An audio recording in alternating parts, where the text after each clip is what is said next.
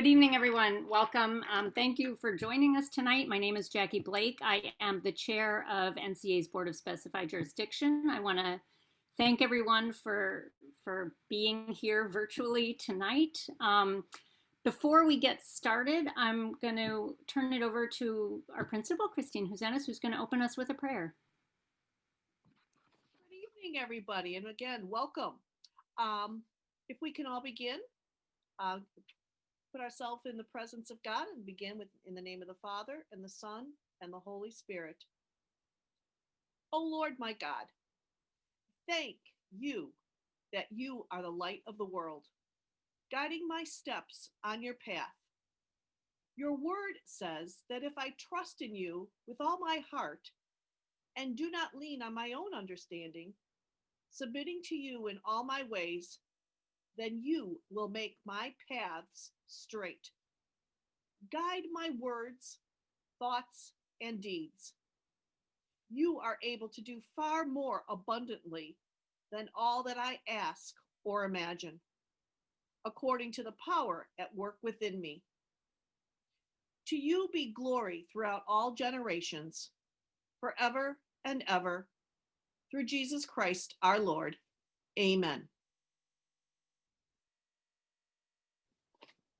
All right, thank you. Welcome, everybody. I am just going to start off with a quick introduction, give you sort of an overview of what we are looking to do tonight and discuss. Before I do that, I just want to extend a couple of quick thank yous to first our administration, our faculty, our staff, everybody who has worked diligently to keep NCA moving and running and successful. And we appreciate everything that everybody at NCA is doing to keep our kids learning and safe.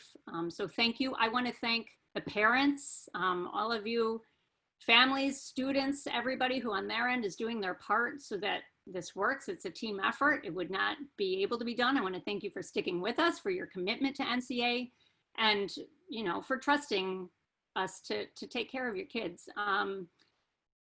A little overview about tonight. For those of you who attended the State of the School last year we introduced our 3-year strategic plan that we had put together. We identified, some key goals and objectives in 6 different areas that we wanted to focus on over the next 3 years.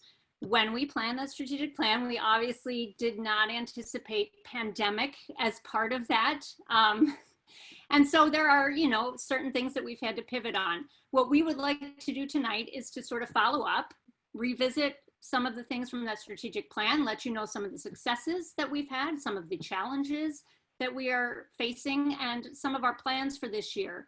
That plan has not been forgotten. Some things have had to be adjusted, but we are still moving forward and looking to do the things that we set out to do last year.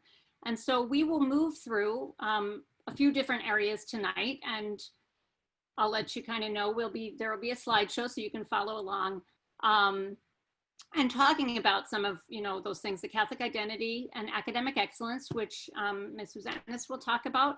And then I will hand it over to Rich Stoltz, who will talk about our finances. He's the head of our finance committee. After that, we'll talk a little bit about our fundraising, advancement, and development efforts, and John Wyman will take us through that. He is the chair of that committee.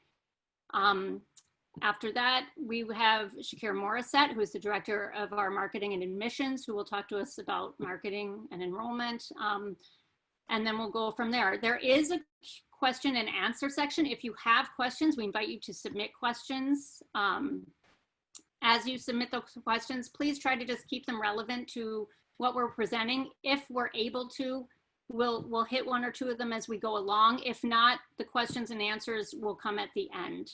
Anything we're not able to get to tonight, we will be taking notes on those questions, and we will find some other ways to disseminate that information. We'll be focusing mostly on the things related to kind of the larger view, strategic plan things. Probably not as much about day-to-day protocol questions and things like that. There is a principal coffee in a couple of weeks. That would be a great place to get those sorts of questions answered. So just to give you some idea of what we're looking to do this evening. Again, thank you for being here. And with that, I'm going to hand it over to you, Christine.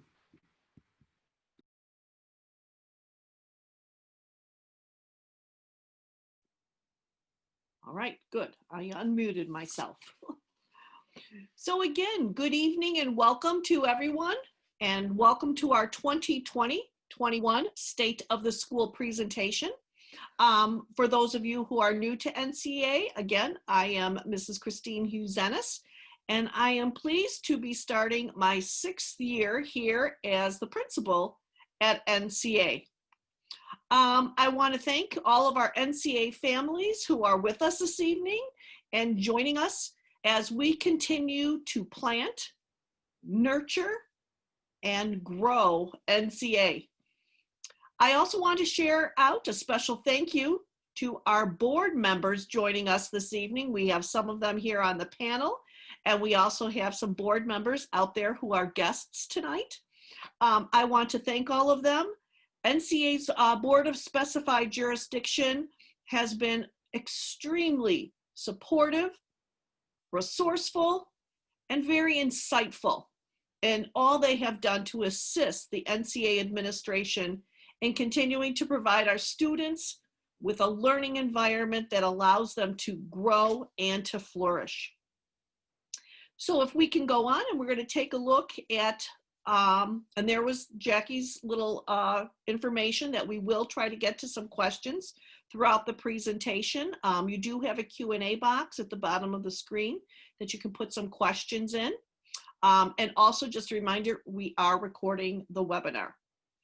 So I just wanted to take an opportunity for us to review the NCA mission statement.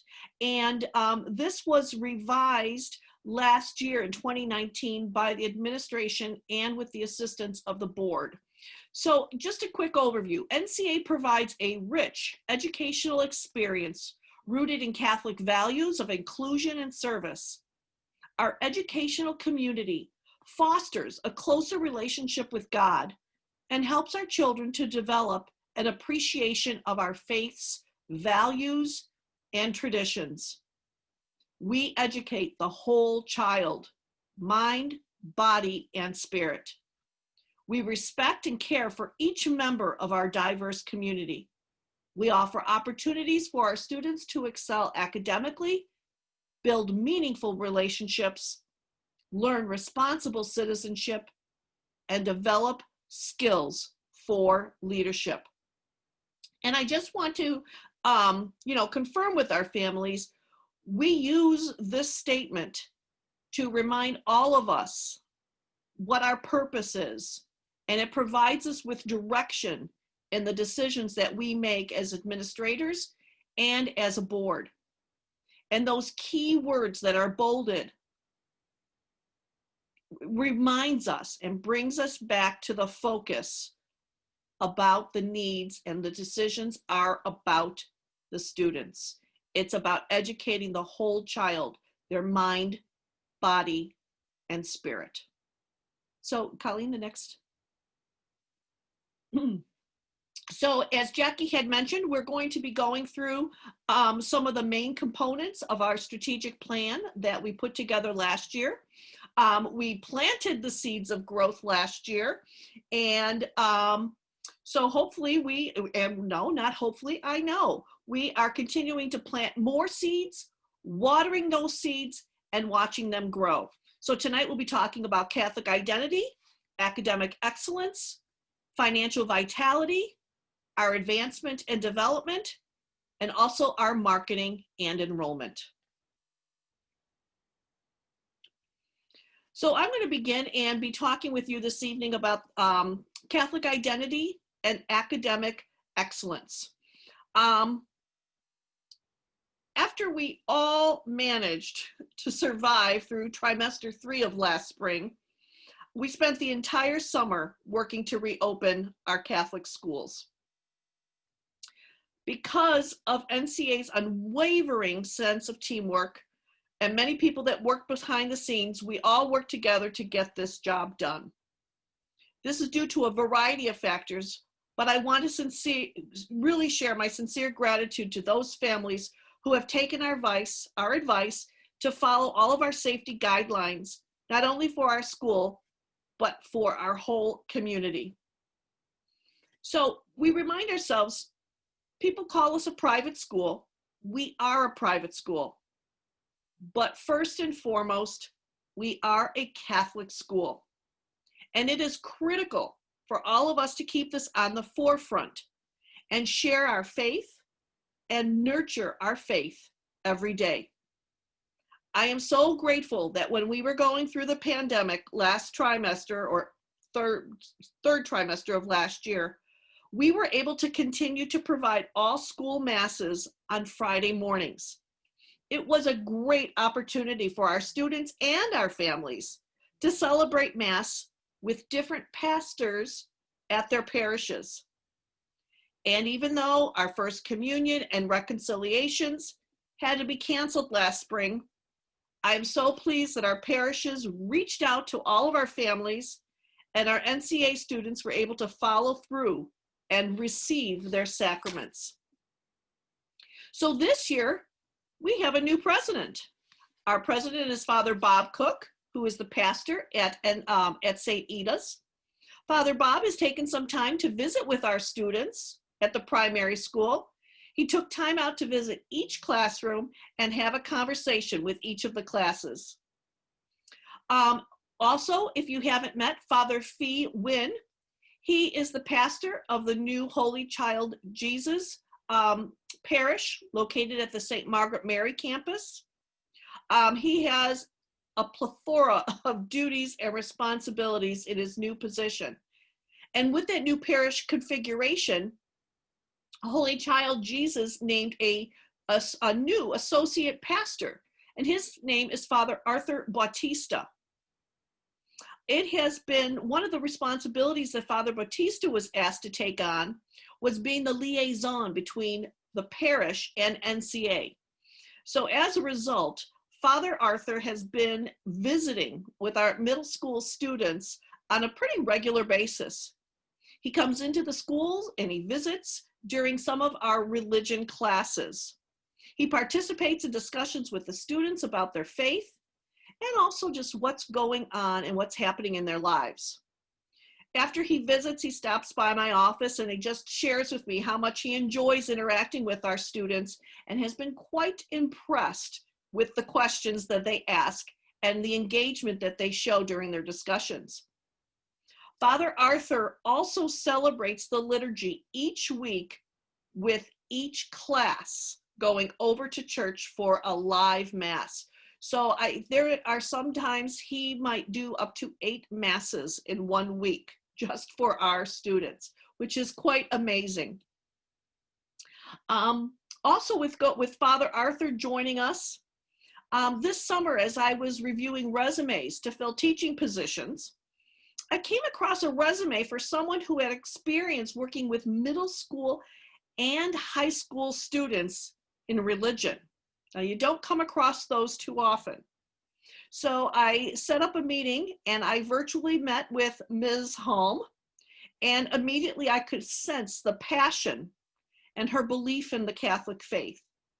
She exudes enthusiasm to share the gospel with our students, and it's done in a manner that just gets them engaged and interested in religion. With a focus on our Catholic identity, Ms. Frazzini and I felt that having one teacher designated for our religion curriculum at the middle school would be extremely beneficial to our students. And she has been a wonderful addition to our middle school staff. And we also recently learned she plays guitar. So yet she's found another way to connect with our students and bring the religion class to life. We feel so blessed to have these 2 new additions at our middle school. This month I'm working with Father Arthur right now, and he's planning a morning to come over to the primary school and meet our younger students and all of our teachers. So we have some great additions to our school in assisting us with our Catholic identity. And as I said, we're having the weekly in-person Masses at the middle school. And on Fridays, Father Rich has been great and working with us to live stream our Masses for all the students at the primary school. For in between Masses, or if there's a time where we can't get to church or do church, we are encouraging teachers to prepare and work with the students and prepare prayer services that are engaged within the classroom. And of course, our sacrament preparations will continue and are continuing. So we can go on. And here we are to academic excellence, which is always on the front of our minds when we're making decisions for our school.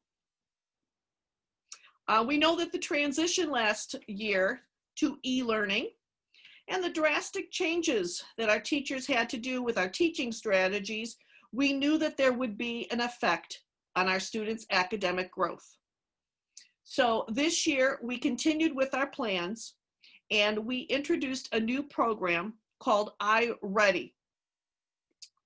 The program with iReady meets 3 important needs for our teachers and for administration.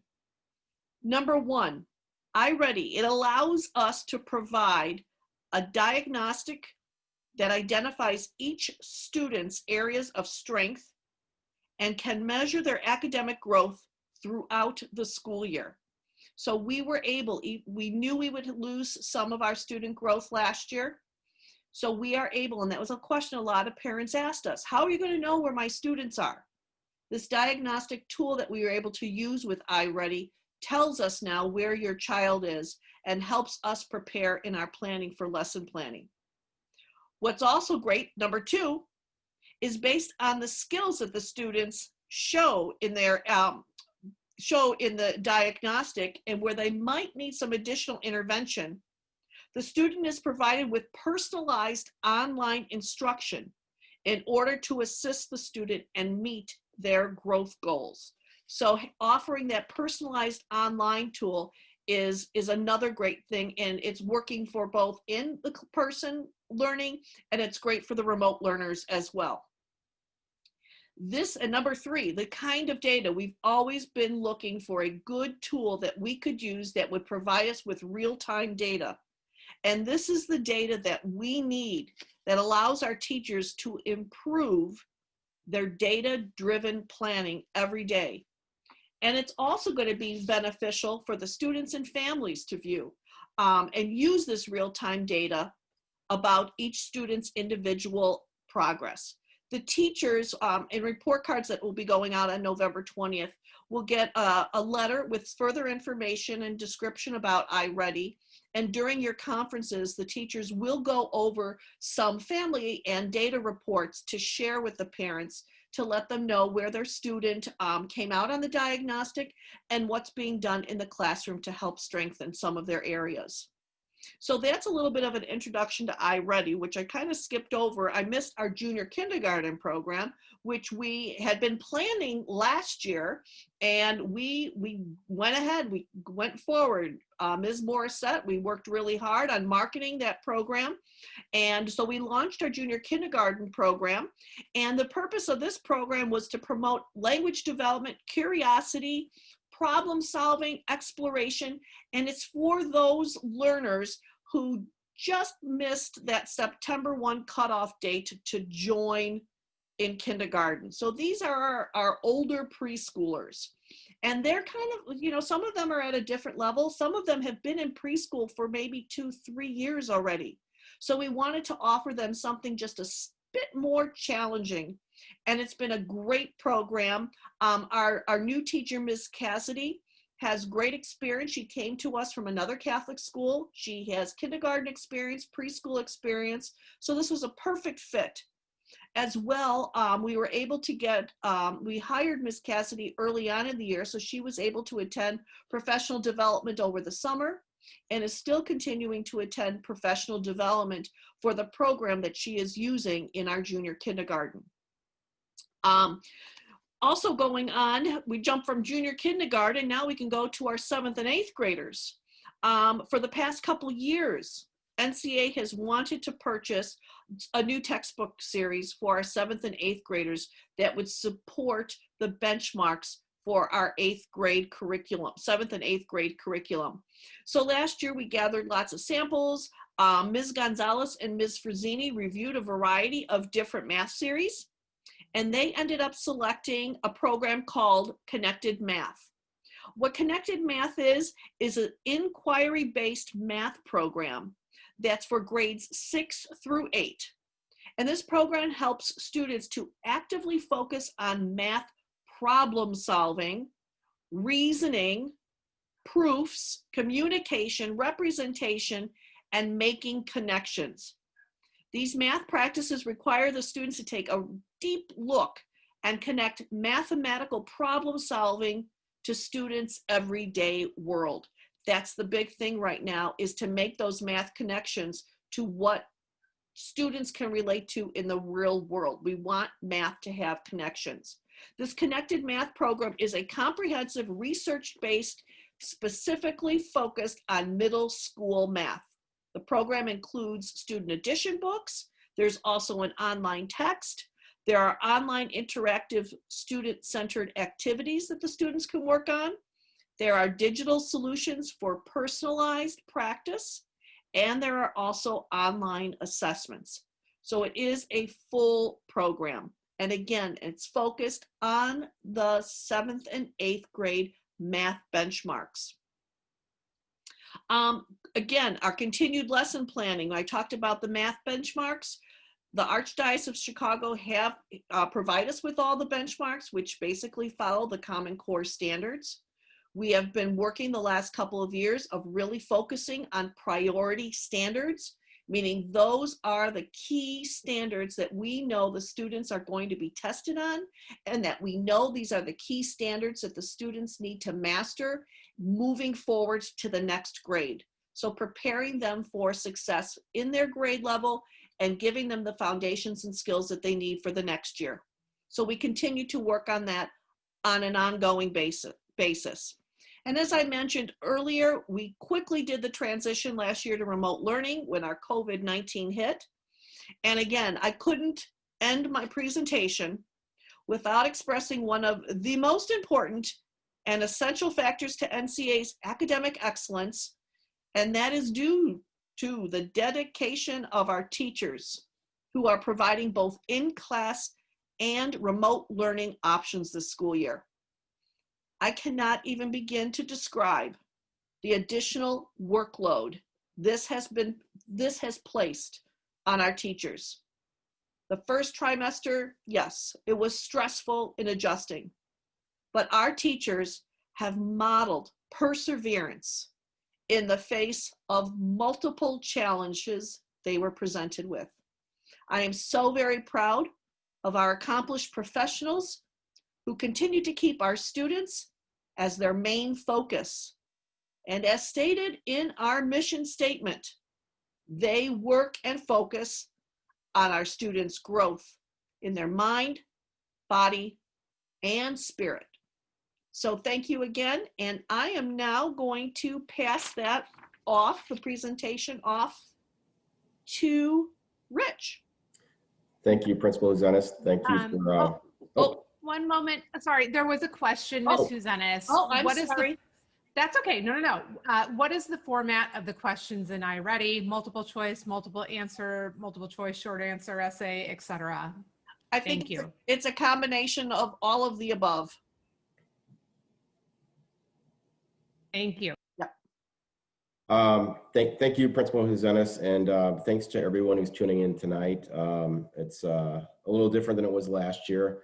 This morning, when I was thinking about tonight's State of the School, I thought back to Mark Lewis, who was, I think, on the school board or the BSJ, whatever form it took at the very beginning, and I think was served the board for 20 plus years, and he had enormous perspective on the times that we're trying and the times that we're good. And his presentation last year, and I won't attempt to replicate it, but he really, I think, gave great perspective on what it meant to be a community and to serve our community, the Edgewater, Rogers Park, and surrounding areas, to provide Catholic education at an affordable tuition rate, and the need to basically do that, for the foreseeable future. He really did a nice job setting that up, and I thought about it and wanted to mention it because it really, I think, frames this first slide.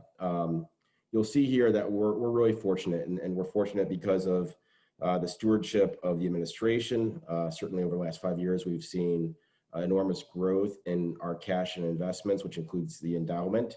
Right now, we are north of $2.8 million, which for a school of our size just speaks, volumes about our community, because without the commitment from everyone that's tuning in tonight and those who aren't, I mean, it's just obvious that we have a very strong community. And without that money, without those funds, we would be in a different position, but we're in a strong position because we have sound reserves. And that's certainly helping us weather the impact of COVID and the challenges that it's presenting to our budget. We have tried throughout, I guess, really starting in March when we did all pivot to this new reality to keep the budget in mind, but also to keep the safety of the faculty, the students.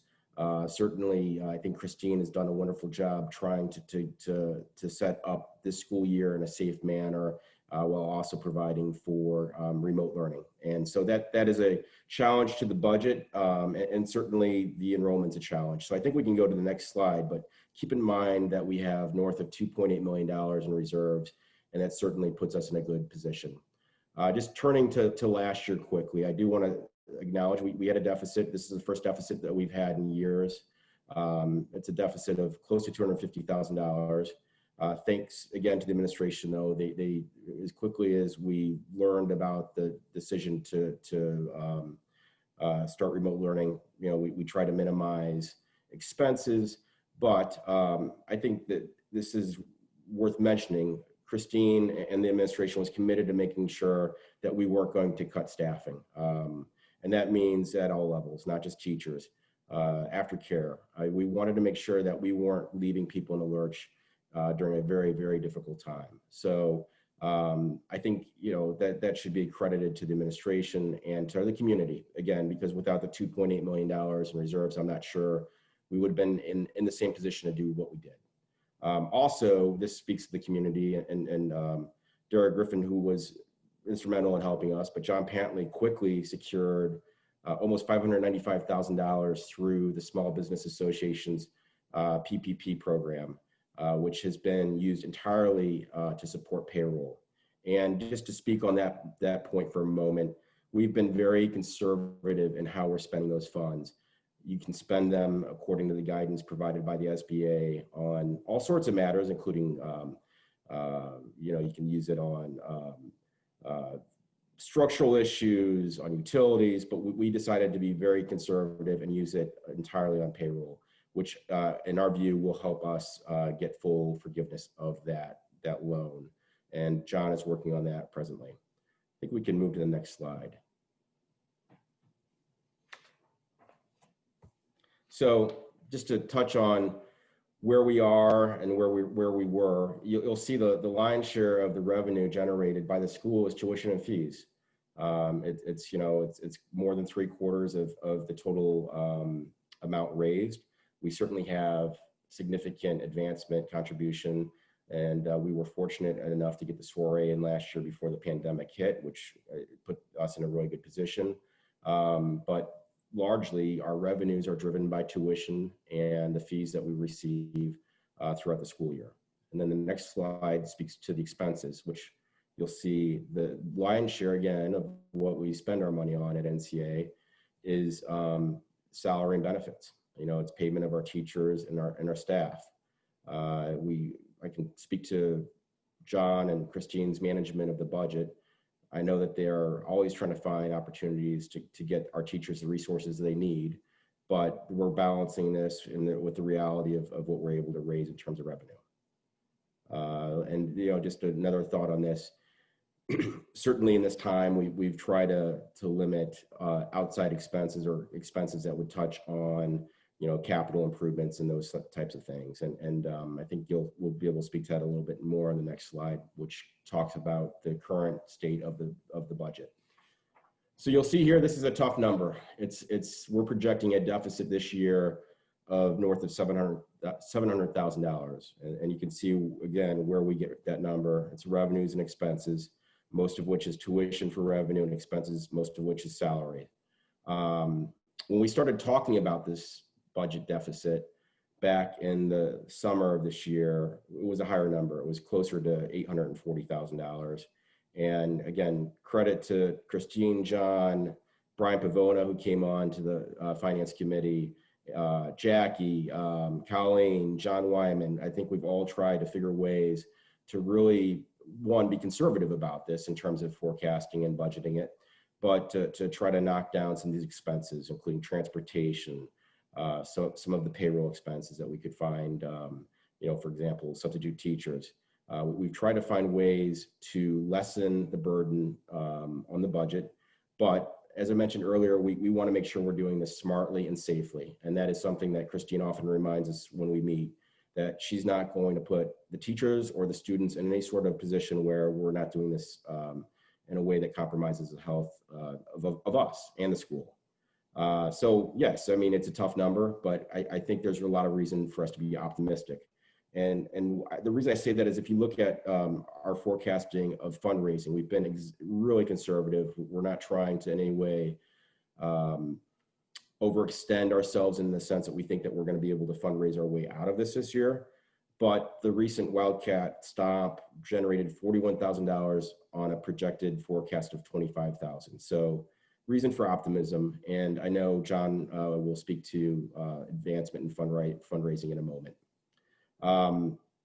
Overall, I mean, if you look at the number, it's a big number, but our securement of the PPP funds will help it, will help offset the deficit. And we're at this point projecting an approximate loss of $143,000. So going into the next slide, and which just talks about what we're considering. One, we know that this pandemic has had a significant impact on the community. It's had an impact on our own finances in terms of families, certainly the school's finances, but we also want to be mindful of the commitment that we've always expressed, which was to bring Catholic education at an affordable tuition rate to our community. So we have agreed that it's best not to increase tuition this next year, to keep the line, to hold it steady at the current rates. We're also looking for all sorts of advancement and development opportunities. And again, John will speak to that in a minute. And Christine and Shakira and the staff are working to find places where we can add admissions, again, all within the framework of doing it safely and not compromising the health of anyone within the community. So that's all I have. I think if you have any questions, I'm happy to answer them now. And if I can't get to them tonight, we'll certainly circle back with you later. You're more than welcome to email me if it's easier to email, but and my email, just so you have it, is rgastoltz, STOLTZ @gmail.com, rgastoltz, STOLTZ @gmail.com.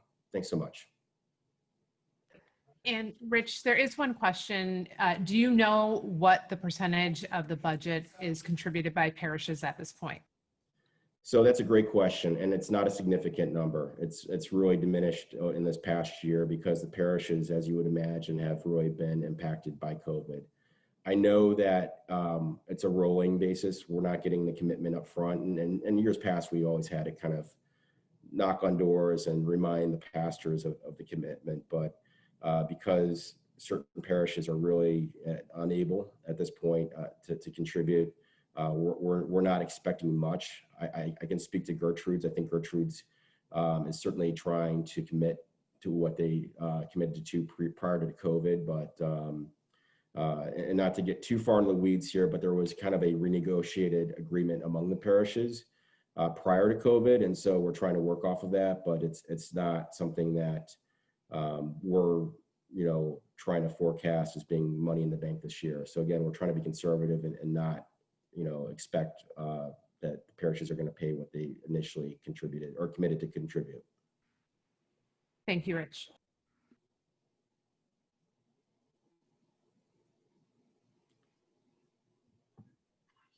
Hi, everyone. Sorry, No, that's okay. Hi, my name's John Wyman. For those of you who don't know me, I have a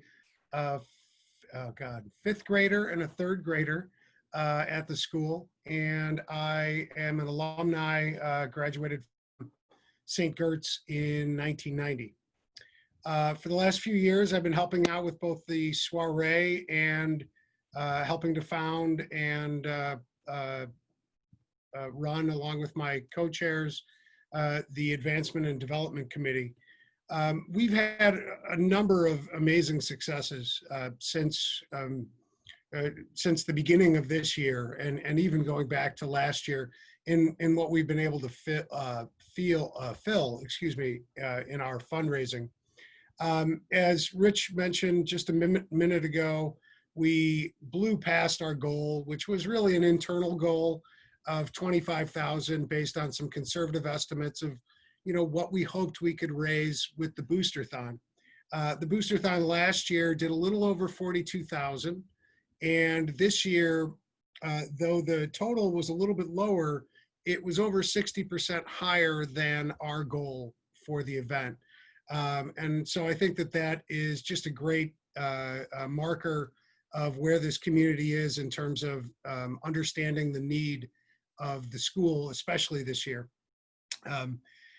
With the help of all of our volunteers, parents, community members, and certainly the co-chairs, the soiree last year was, I think, the most heavily attended of all time. We had a net fundraising from that of over 115,000, which ranks up with our best years ever. For the last 2 years, if you look at the third line down on the left, it will say SF, which is the Sustaining Families Program, which is a program we started 5 years ago. And we asked families who would participate if they would commit to a goal of $1,000 or whatever they felt most comfortable with on a yearly basis, to make that commitment for a 5-year period. That initial 5-year period is coming to an end this year. And so we will be reaching out to the existing Sustaining Families to see if they will renew their commitments. But we're also encouraging new families to think about, something beyond just the immediate need, to think about how we can help to grow the school's fundraising over the next 5 years, with just a commitment that, we hope that every family can come up with a number that works for them. The second half of that part is, it says, TCS, and TCS stands for Tax Credit Scholarship. For the last 2 years, the Archdiocese has had a pool of money, several $million, that are granted as matching funds on a 2-to-1 basis. Last year, our donors from within the school, family members, community members, donated almost $43,000, which was matched to a total of a little over $125,000 for the school. This is a really important program. I'm going to come back to it in a second, just to talk about what we're doing this year. But each of the last 2 years, NCA has led all Archdiocese schools in the number of donors to this program. Now, some schools raise more money. They have, 1 or 2 donors that will put up 25, 50,000 just to get the matching funds for the school. That's great. We don't do it that way. We rely on the generosity and the philanthropy of each and every single member of the school and of the community that we can reach to let them know, the kinds of ways that these dollars can have an impact on our students. Again, I'll come back to that in just a moment. The Queen of Hearts, obviously, we've had to quarantine that. We've had to put it on hold. The Double Bubble would love to have a big crowd of us in there on a Saturday night. And we're looking, as soon as possible to bring that event back into the fold. The dollars and all of the tickets were frozen at the time that the quarantine went into place, and we're still there, and we really don't think we're coming back to it for quite a while. So we're not counting those dollars in terms of what was raised last year and last school year. Looking forward this year, again, we've already started out in an incredible way with the Booster-thon. We are meeting as a community of former soiree chairmen, BSJ members, members from the administration and from the school to figure out this year's soiree.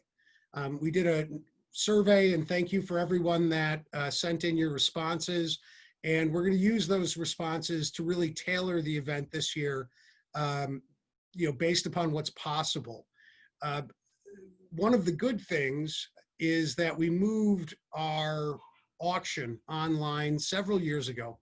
And frankly, we found that the more items that go into the online auction, the greater amount of value we are able to raise for each item. We just have a much larger worldwide audience. So the goal this year is the same. We want the soiree, we need the soiree to do $100,000 for the school.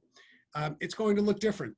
It's not going to be the same event that it's been in years past.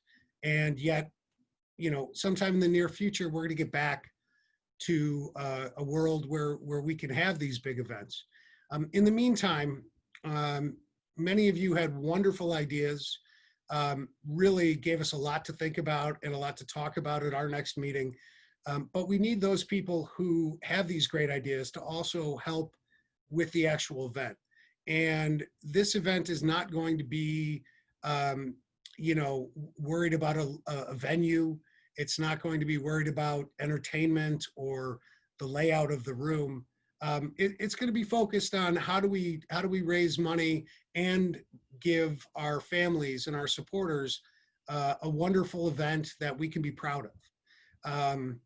So you'll be hearing more about that in the weeks to come, and we hope that you'll come out to support and help us plan and execute what will be perhaps just a one-off in terms of how we fundraise, but it could also lead to some really great ideas for what we want to do in the future.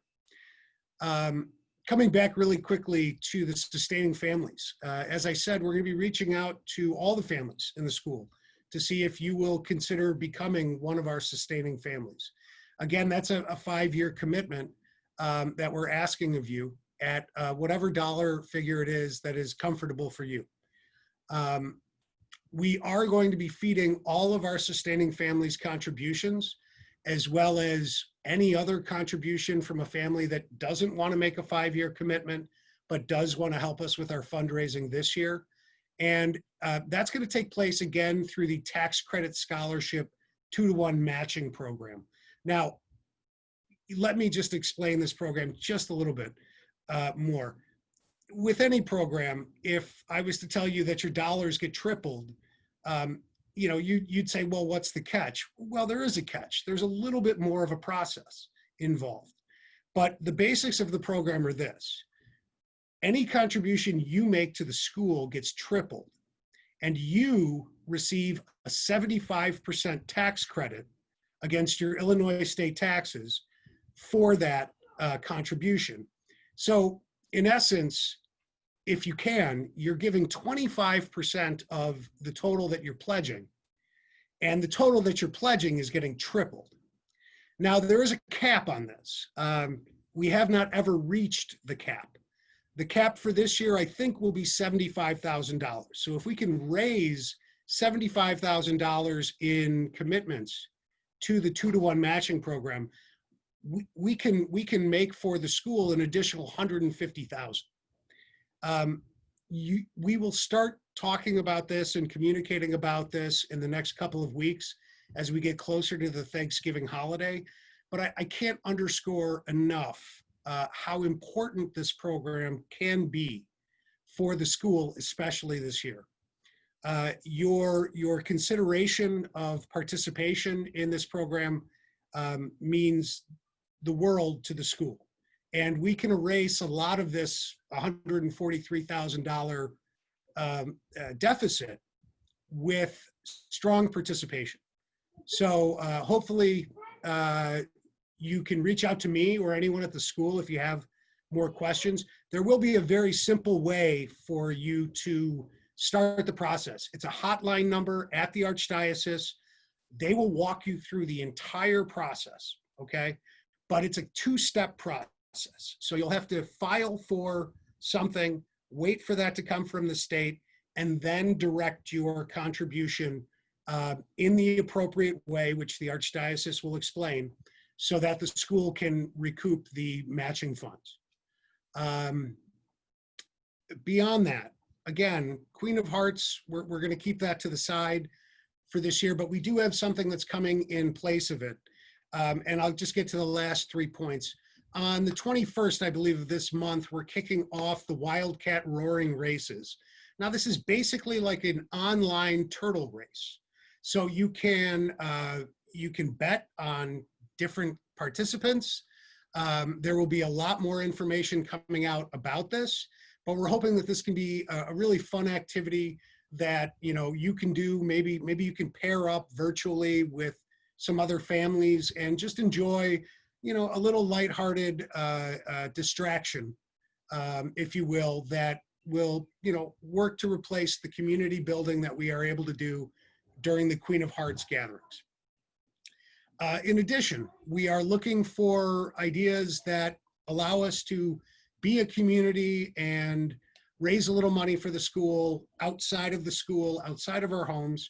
So we're in the early stages of planning both an NCA 5K, which really can take place, April, when the weather starts getting decent, but it's not too hot when you don't want to run outside. But this will be a walk, run-a-thon thing, and we're looking forward to giving you guys more information on that in the next couple of months. And then also a golf tournament. Again, trying to find things that allow us to come together as a community while still being safe. So thank you for listening. If you would like to participate in the planning or the administration of any of these ideas, again, you can reach out to me directly. My personal email is JF as in Francis, Wyman, W-Y-M-A-N @gmail.com. Again, that's jfwyman@gmail.com. Thank you. And John, we have a question about what is the Queen of Hearts. And I just want to add that we made a video last year. There's a family that's new that's wondering.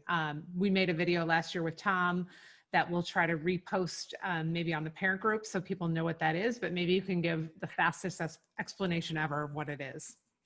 Good luck. Yes, it's a weekly raffle that works off of a board of 54 cards. And basically you buy tickets that say, I think the Queen is behind that card or that card or that card. And then we cut off ticket sales at 6 o'clock and we pull one of the tickets. Then we go to the board with the 54 possible choices and we cut away the card associated with that ticket in terms of what number they've chosen. And if they hit the Queen of Hearts, it's a 60-40 split for the winner and the school. And then there are also like some smaller cards, kings, aces, jacks, things like that, that I think get you a little bit of money, maybe $50 to $100 back on your $1 ticket investment. So that's what the Queen of Hearts has been for the last 2 years. It's a great event, but unfortunately it doesn't allow us to sell tickets online. And so it requires us to come together at a central location by Saturday at 6 o'clock to have the event. So again, just not possible to do it at this point. Thank you.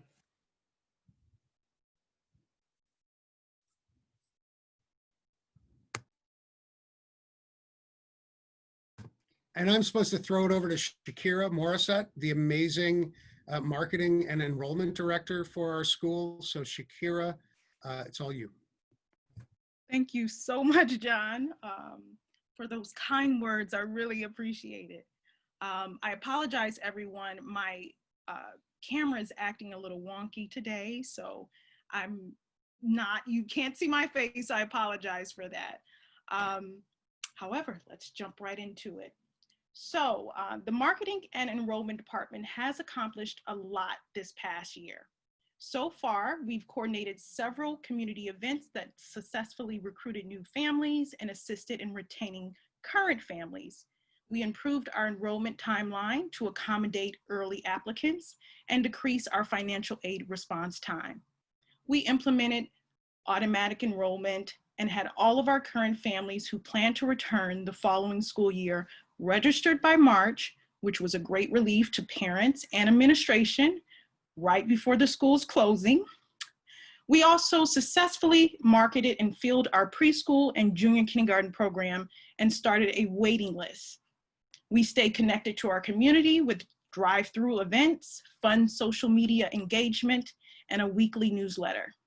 We sent out a remote learner survey and received positive and helpful feedback on how quickly NCA transitioned to e-learning, how effective the teachers' e-learning plans were, and how we could refine our approach. We used parents' personal stories and positive feedback to continue to market our school to the end of the school year and throughout the summer months. Like every Catholic school, the pandemic has affected our enrollment, especially in the lower grades. For that reason, we decided to reactivate our rolling admissions to fill the gaps of lost revenue and to provide a safe environment for families new to the neighborhood.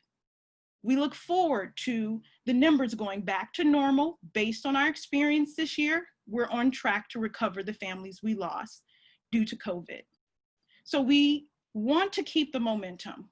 We want to do all that we can to recruit, retain, and recover our loss. Next slide, please.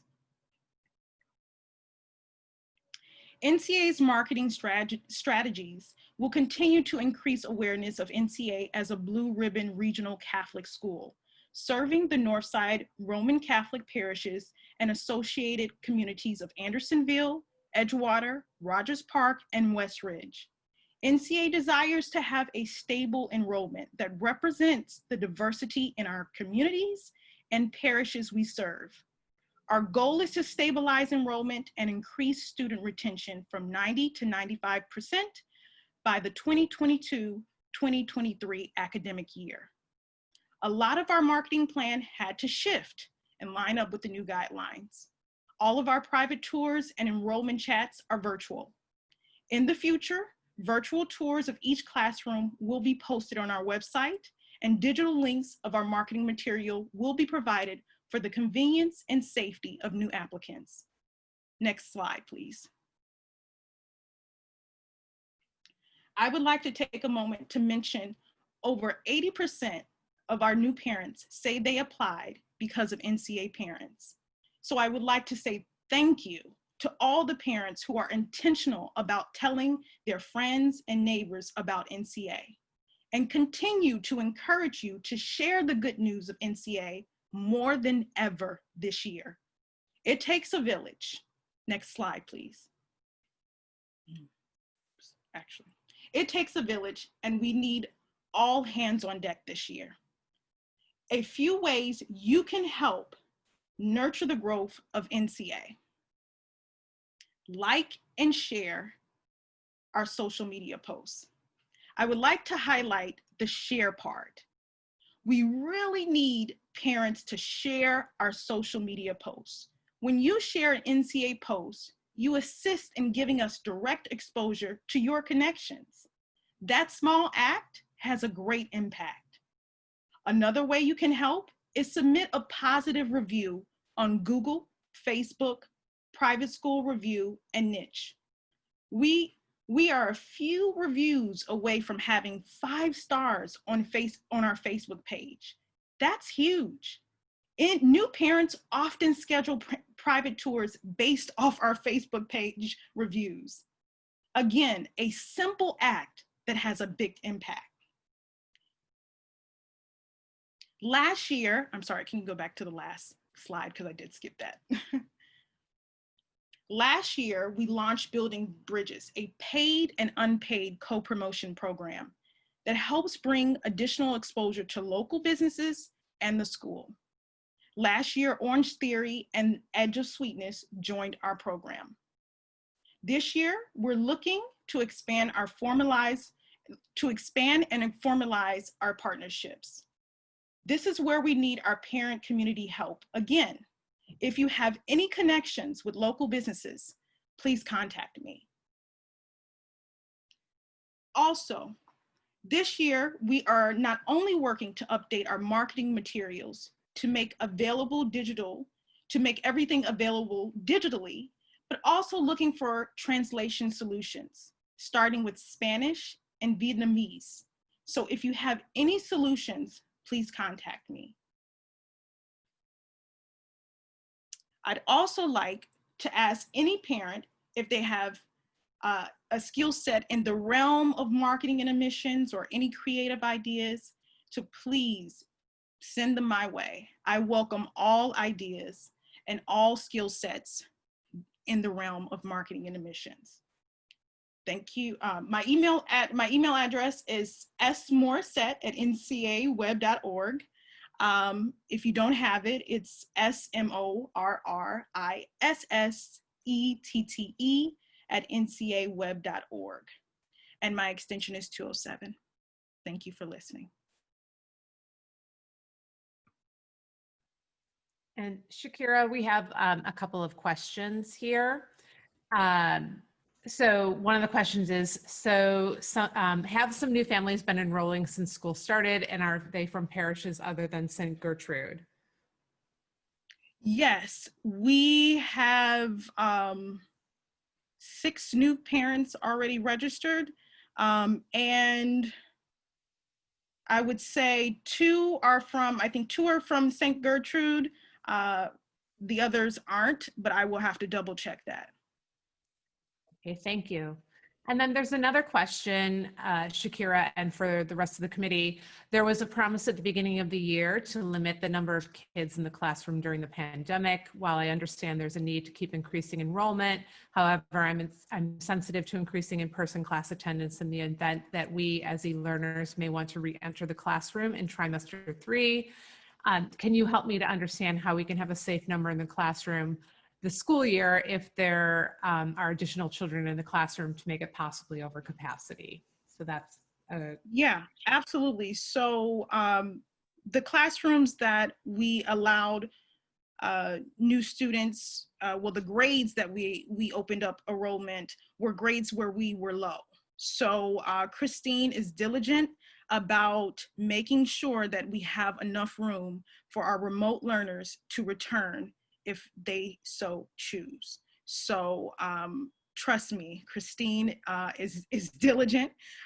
She works with the assistant principals to make sure that every classroom, and actually in a few classrooms, we're under our cap, which is 15, because of the classroom size. So we have been diligent, and that's something that we are mindful of, and we are careful to make sure we don't exceed anything that would put any of our students in any kind of danger.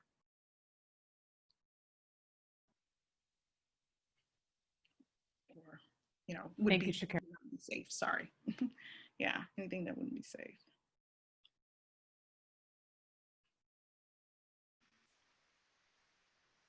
All right. And I know just from that same standpoint, I know even in our finance discussions and in all the other times when we were talking about enrollment and talking about finances and everything else, I know that question of classroom size and everything else has always been at the forefront of every discussion. And like Shakira mentioned, we've been very careful to make sure that we have room for our e-learners to come back and that we have capacity in those classrooms where we are safe. We are under the capacity that was set from the Archdiocese of Chicago because we knew we needed to create as safe an environment as possible for those students. So just to add that on there, that is something that is constantly being looked at. So I'm going to now open it. We do have a little bit more time. If there are other folks who have questions, I see a question here. Will we be continuing with the Parent Ambassador program this year or mostly waiting until the pandemic ends? I don't know if anybody wants to field that. I know that some of that is currently also being rolled into some of the things that are happening with Renew My Church. The Parent Ambassador Program, for people who don't know, is where we had, parents who would do particular outreach. We've got parents that work specifically with new families. We've got parents that were designated parish representatives to make connections with the parishes. So there are a couple different pieces to that. The parish connections, obviously, with a lot of people not currently in the church buildings, that has sort of been put on hold. John, I don't know if you know any more about or want to say any more about the new family outreach piece, or. Well, I know that the Jessica Thompson has still been leading up the effort. Where we have the most need for parent ambassadors at the school is obviously with a lot of our younger grades and newer families. That's where most of the the nervous questions, we haven't been here very long stuff comes up. It's a program where Jess can always use more help. She and her small group of helpers do a great job making sure that they're doing outreach to new families, that those families understand that they have a direct contact for questions and concerns. And I know, that I've heard from new families that they really felt welcomed because there was such a clear line of communication with someone if they had a question or a concern. As it relates to that program, it has never reached, I think, what everybody hopes it can reach, which is to say that we have a very active families that are both our parish representatives, our parish ambassadors, as well as our for each classroom and for each grade, that there's a representative that makes themselves known, that reaches out to you. And so Jess and her volunteers have been doing their best. She has younger kids, so she's very involved in getting to know a lot of the new families. Last year, before this all started, there was a committed group of us that were meeting on a regular basis to talk about community building and how were we accomplishing that community building, where was there room for improvement, what was working. And, unfortunately, those regular meetings are not going on right now. I think as we all worked through, the triage of the first few months, but it's certainly something that we're aware of. We're cognizant of a need to review what we do in our community building and how we can improve upon it. As with everything else, it generally comes down to the number of volunteers and the amount of time that those volunteers have to spend on it. So if there's anyone out there listening, if this is a program that you think would suit you, and certainly all of the volunteer hours are, directly attributable to your efforts in that program. Again, reach out to any of us, and we'll be happy to connect you with Jessica Thompson. Thank you, John. Any other questions? I don't see any. We'll go ahead then, I guess, Colleen, to the next slide. So contact information for anyone who wanted it, and we'll leave that up there for a minute, is there, as you can see. We can also always try to post that on the Facebook page as well, or send it around. I would also just keep in mind, if you do want more information, the sorts of things that we've discussed tonight, come from our strategic plan and from other things. This sort of information is, the kinds of things that we also discuss at our board meetings. We have open board meetings every other month. It's my regular plug. Our next board meeting is in 2 weeks, Wednesday, November 18th, 6:30. It is virtual, so you don't even have to leave your home, though you might want to. But those are usually put in the newsletter a week or two beforehand, and anybody can log on to that, and it's just a Zoom meeting. But that's also a good place just to keep apprised of sort of the kinds of discussions we're having around these sorts of topics and the work that we're doing. So I would encourage people, if you do have more interest in finding out more information or keeping up with that sort of information, those meetings are available to attend. Colleen, next slide. Go for it. And my final plug, all of this work does not happen, as everyone has said, without people. It's hard this year. We are all sort of in our silos, even when you're going to school. You kind of have to go to and from. We're not gathering in our regular spaces, so it's a little more difficult to kind of share and say, oh, we need someone here and there. But always, you know, we're trying to grow, to move forward. That always requires people. You have more skills than you think you do. If you ever see somewhere that you think you might be useful, let us know. We are going to be putting some more efforts into growing our committees. Some of our committees have grown quite small. We need to boost those up. We are looking for people to help us in all these different areas. And so you will soon be hearing more about some of the initiatives that we will be taking on to kind of grow those communities, to grow the committees, also to reach out, like Shakira mentioned before, to some of our community partners to advance Northside Catholic Academy, both strengthen it within and strengthen it, you know, outwards towards our community as well. And the right person might just be you. So that is my plug. John Wyman would like to say something. I'm sorry, we forgot something earlier when we were talking about fundraising. Trivia night is coming up. This is going to be an online trivia platform that a number of parents have been testing for several weeks. Trivia night is always a blast. And we're going to ask people to form teams from anywhere from 2 to 8 people. Again, this is a low dollar event in terms of participation. The NCAPO has done this for years. And this is an organization, the parents organization at NCA, that raises money really to address teacher needs. So if a teacher needs something this year, the NCAPO is trying their best to raise dollars for that. So I'm sorry that I forgot to mention that earlier. It is coming up in just a couple of weeks. Look for more information. Get your teams together. You're going to lose to Jackie's husband and Will Kelly anyway. Just kidding. Actually, John's not that, he's not that bad. He's not that tough to beat. But it's going to be a fun time. It's going to be a fun time. So we hope that you guys can all participate in that as well. Thanks. I'm going to turn off my microphone now. Thanks, John.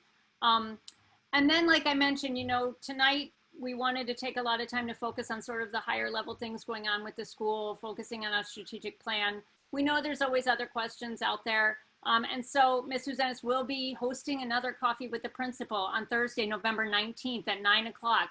If you have some of those other more day-to-day questions, protocol questions, e-learning questions, that would be a great place to direct those questions. And so I would encourage anyone who wants to hear more in regards to kind of some of the more day-to-day stuff, that Coffee with the Principal will also take place in 2 weeks. So you can hit the board meeting, you can hit the coffee, and you'll know everything there is to know about this school. With that, I am going to go ahead then, and I think that's all we have for tonight. So thank you so much for joining us. I want to just again extend thank you to both NCA, to the administration, the faculty, staff, to our parents, to our families.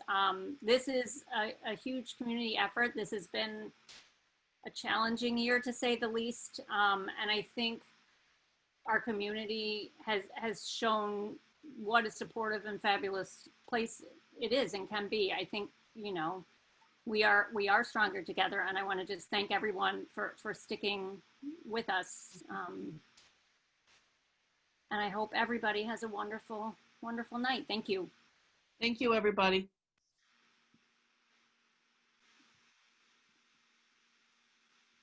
All right, so.